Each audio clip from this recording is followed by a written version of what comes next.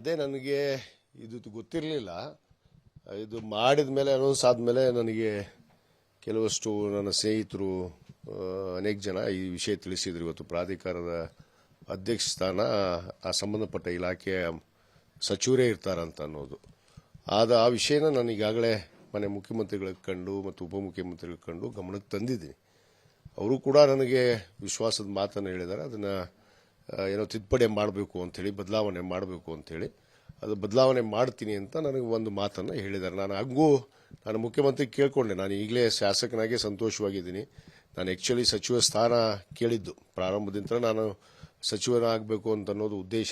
ಇವತ್ತು ನಮ್ಮ ಜನರು ಬೇಡಿಕೆ ಇತ್ತು, ನಮ್ಮ ಮತಕ್ಷೇತ್ರ ಬೇಡಿಕೆ ಇತ್ತು.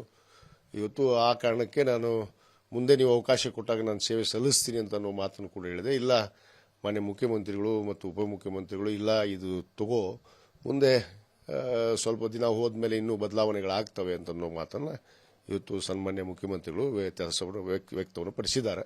ನೋಡೋಣ, ಈಗ ಅದು ಬದಲಾವಣೆ ಆದಮೇಲೆ ನಾನು ಅಲ್ಲಿ ಒಂದು ಅಧಿಕಾರ ಸ್ವೀಕಾರ ಮಾಡೋಕ್ಕಾಗೋದು. ಅಲ್ಲಿವರೆಗೂ ಮಾಡೋಕ್ಕಾಗೋದಿಲ್ಲ. ಯಾಕಂದರೆ ಈಗ ಅಲ್ಲಿ ಅಧ್ಯಕ್ಷರು ಸಚಿವರು ಇದ್ದಾರೆ.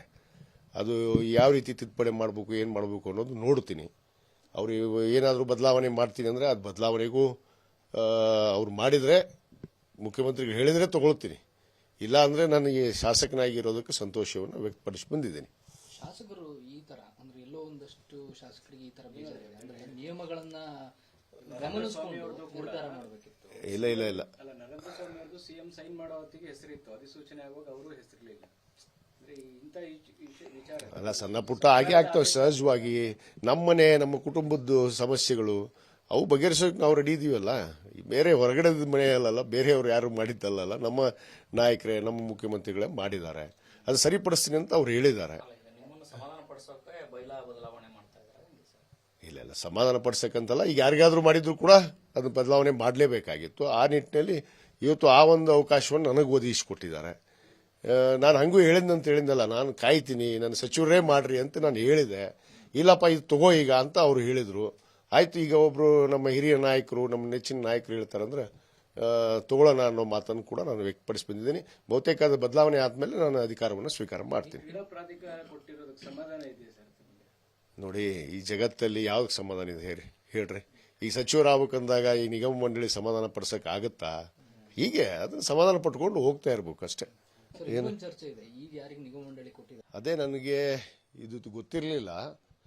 ಇದು ಮಾಡಿದ ಮೇಲೆ ಅನೌನ್ಸ್ ಆದಮೇಲೆ ನನಗೆ ಕೆಲವಷ್ಟು ನನ್ನ ಸ್ನೇಹಿತರು ಅನೇಕ ಜನ ಈ ವಿಷಯ ತಿಳಿಸಿದ್ರು. ಇವತ್ತು ಪ್ರಾಧಿಕಾರದ ಅಧ್ಯಕ್ಷ ಸ್ಥಾನ ಆ ಸಂಬಂಧಪಟ್ಟ ಇಲಾಖೆಯ ಸಚಿವರೇ ಇರ್ತಾರಂತ ಅನ್ನೋದು.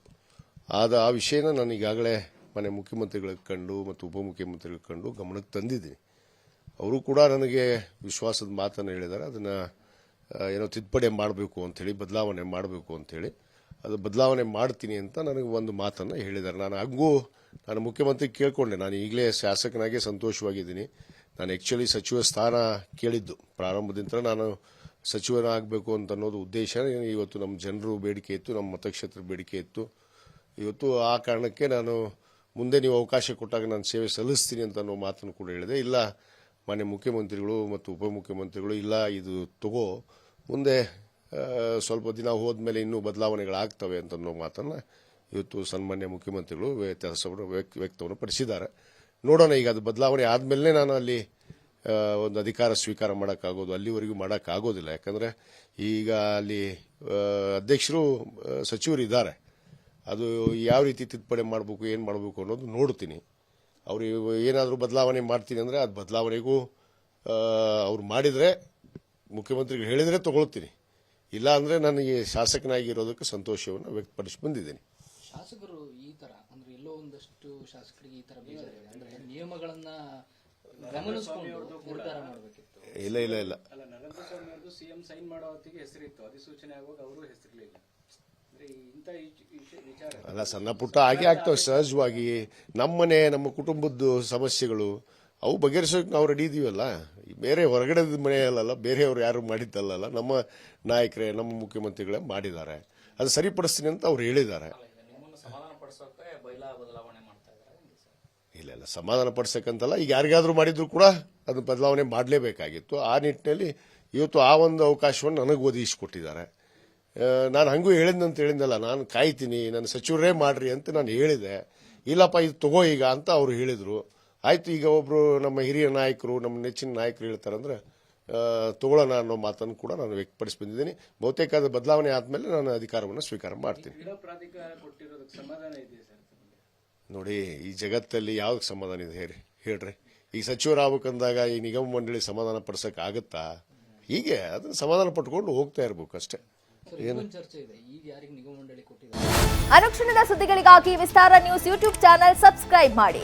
ಹೊಸ ಸುದ್ದಿಗಳ ನೋಟಿಫಿಕೇಶನ್ಗಾಗಿ ಬೆಲ್ ಐಕಾನ್ ಕ್ಲಿಕ್ ಮಾಡಿ. ಲೇಟೆಸ್ಟ್ ಅಪ್ಡೇಟ್ಸ್ಗಾಗಿ www.vistaranews.com ವೆಬ್ಸೈಟ್ಗೆ ವಿಸಿಟ್ ಮಾಡಿ. ಅಂಗೈಯಲ್ಲೇ ಜಗತ್ತಿನ ಸುದ್ದಿ ತಿಳಿಯಲು ವಿಸ್ತಾರ ನ್ಯೂಸ್ ಕನ್ನಡ ಆಪ್ ಡೌನ್ಲೋಡ್ ಮಾಡಿ.